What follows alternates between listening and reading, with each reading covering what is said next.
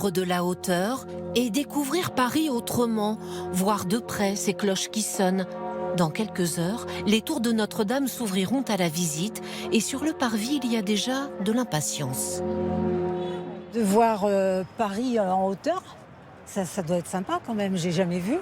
Jamais vu, donc ça peut être sympa, oui. C'est de se rapprocher de choses qu'on ne peut pas voir déjà du bas, de se rapprocher de notre histoire, des architectes.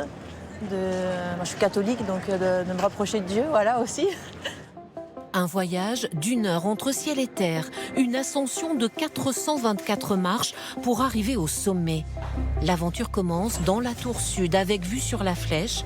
Nous sommes au cœur de la charpente du Beffroi. C'est vraiment quelque chose qu'effectivement, quand on est à l'extérieur, on ne peut pas imaginer, qui est là aussi une véritable forêt de bois. La pièce maîtresse du parcours, c'est cet escalier en chêne massif dit à double révolution, inspiré de l'iconique escalier de Chambord et imaginé par l'architecte Philippe Villeneuve. Alors là, vous voyez, il y a une personne qui monte, moi je descends, mais on n'est pas dans le même escalier. Donc vous voyez, c'est ça la double révolution, c'est très simple. Un chef-d'œuvre de bois unique au monde, aux dimensions colossales. 21 mètres de haut pour une structure qui fait 20 tonnes. On a 1200 pièces de bois en bois massif, en chêne, assemblées de façon traditionnelle. Plus de 10 000 heures en fabrication réelle. Et on est à peu près à 4 000 heures d'études, donc de conception, de réflexion. En haut de cet escalier, la récompense, la gigantesque cloche Emmanuel de 13 tonnes. On le ressent vraiment dans ce trip parce que physiquement, en fait, ça bouge, ça vibre.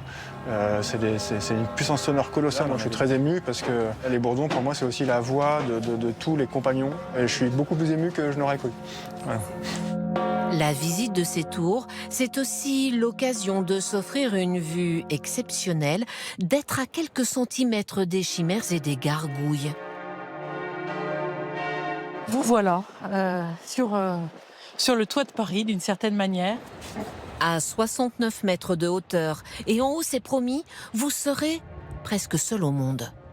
C'est 1 à 2 visiteurs par minute qui peuvent pénétrer dans les tours de Notre-Dame.